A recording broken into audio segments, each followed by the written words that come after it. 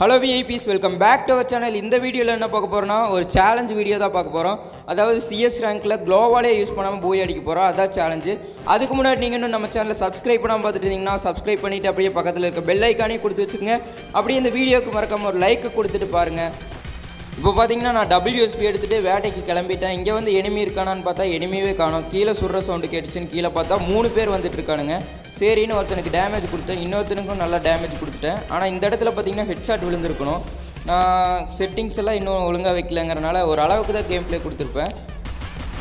தம்பி ரொம்ப துள்ளிட்டு வந்தான், அப்படியே அவனை அழுத்தி நாக் டவுன் பண்ணியாச்சு. நாக் டவுன் பண்ணது கீழே இருந்து நமக்கு நல்லாவே டேமேஜ் கொடுத்துட்ருக்கான் அவன் டீம்மேட்டு.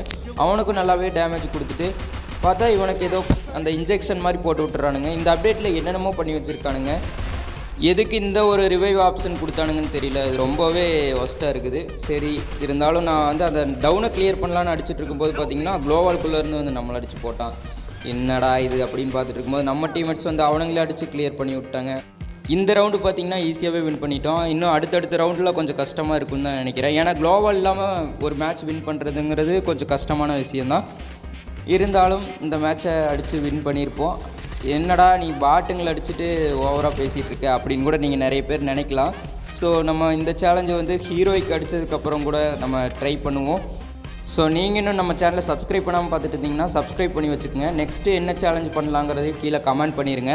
இப்போ பார்த்தீங்கன்னா நான் UMP எடுத்துகிட்டு போயிட்டே இருக்கிறேன். எவனாவது மாட்டுவானான்னு பார்த்தா இந்த இடத்துல ஒருத்தர் வந்துட்டான். சரி வெளியே வாடா பார்த்துக்கலான்னு சொல்லிட்டு கரெக்டாக அவன் வெளியே வந்து ஜம்ப் பண்ணி அவனுக்கு ஒரு ஹெட்ஷாட்டை போட்டு அவனையும் அடித்து கிளியர் பண்ணி விட்டாச்சு. கிளியர் பண்ணிவிட்டு பொறுமையாக தான் இருக்கிறேன். ஏன்னா ஓப்பனில் மாட்டிட்டோன்னா பொழந்து விட்ருவானுங்க. க்ளோவாலும் யூஸ் பண்ண முடியாது, க்ளோவாலும் இல்லை. அதனால் வெயிட் பண்ணிகிட்ருக்கேன். எந்த சைடாக எனிமி இருக்கான் அப்படின்னு சொல்லி கொஞ்சம் வெயிட் பண்ணி பார்த்துட்டு அப்படியே போயிட்டே இருக்கிறேன்.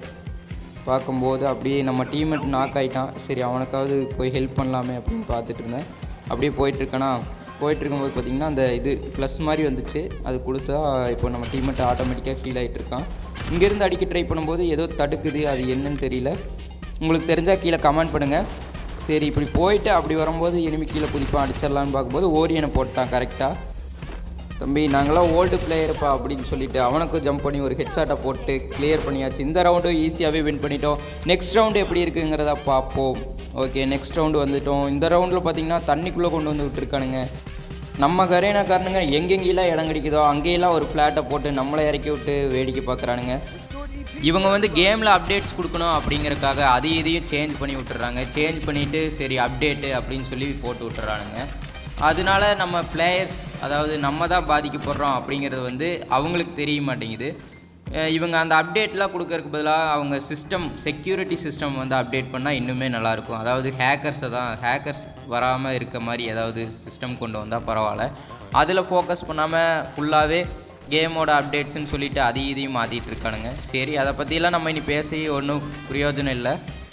இப்போ பார்த்திங்கன்னா ஆப்போசிட் டீமில் ஒருத்தன் ஆஃப்லைன் ஆகிட்டான். அவனையும் அடித்து கிளியர் பண்ணிட்டோம். இவன் இதுக்கு ஆஃப்லைன் போனான்னு தெரியல. ஆனால் இதுக்கு முன்னாடி ப்ளே பண்ண மேட்ச்லாம் பார்த்திங்கன்னா எல்லாருமே பயங்கரமாக ப்ளே பண்ணிகிட்டு இருந்தானுங்க. சரி இந்த மேட்ச் தான் கண்டென்ட் எடுக்கலான்னு வந்தேன். இந்த மேட்ச்சில் பார்த்தா ஆஃப்லைன் போயிட்டான். ஒன்றும் பிரச்சனை இல்லை. இங்கே வந்து 2 பேரையும் அடித்து கிளியர் பண்ணியாச்சு. இந்த ரவுண்டுமே நம்ம ரொம்பவே ஈஸியாகவே வின் பண்ணிட்டோம். சரி நெக்ஸ்ட் ரவுண்டு என்ன நடக்குதுங்கிறத பார்ப்போம். மக்களே, நீங்கள் ஏதாவது எனக்கு சேலஞ்ச் கொடுக்குற மாதிரி இருந்தால் மறக்காமல் கீழே கமெண்ட் பண்ணிடுங்க. நெக்ஸ்ட் வீடியோவில் அந்த சேலஞ்சை கம்ப்ளீட் பண்ணி போடுறதுக்கு பார்க்குறேன். இப்போ பார்த்திங்கன்னா நம்ம ஃபைனல் ரவுண்டுக்கு வந்துவிட்டோம். ஃபைனல் ரவுண்டுக்கு வந்துட்டு எப்பவும் போல் இந்த வீட்டுக்குள்ளே வந்தாச்சு. வந்துட்டு இங்கே கிரனேட் குக் பண்ணி எப்பவுமே நான் வீசுவேன். அதே மாதிரி வழக்கம் போல் வீசிகிட்டு இருக்கிறேன். யாரெல்லாம் அதே மாதிரி இங்கே கிரனேட் குக் பண்ணி வீசுவீங்கன்னு கீழே கமெண்ட் பண்ணுங்கள். அப்புறம் இங்கே வந்து பறந்து அடித்தா அது ஒரு ஆஃப்லைன் பாட்டு, அடித்து கிளியர் பண்ணியாச்சு அந்த பாட்டையும். இந்த சேலஞ்சு பார்த்திங்கன்னா நம்ம ரொம்பவே ஈஸியாகவே கம்ப்ளீட் பண்ணியாச்சு. அது ஏன்னு உங்களுக்கே தெரியும். ஆப்போசிட்டில் பாட்டு, அதுவும் இல்லாமல் ஆஃப்லைன் வேறு ஒருத்தன் போயிட்டான். ஸோ இந்த வீடியோ பிடிச்சிருந்தா மறக்காமல் ஒரு லைக் கொடுத்துட்டு உங்கள் ஃப்ரெண்ட்ஸுக்கு ஷேர் பண்ணி விடுங்க. அப்புறம் நெக்ஸ்ட் ஏதாவது சேலஞ்ச் இருந்தாலும் கீழே கமெண்ட் பண்ணிடுங்க.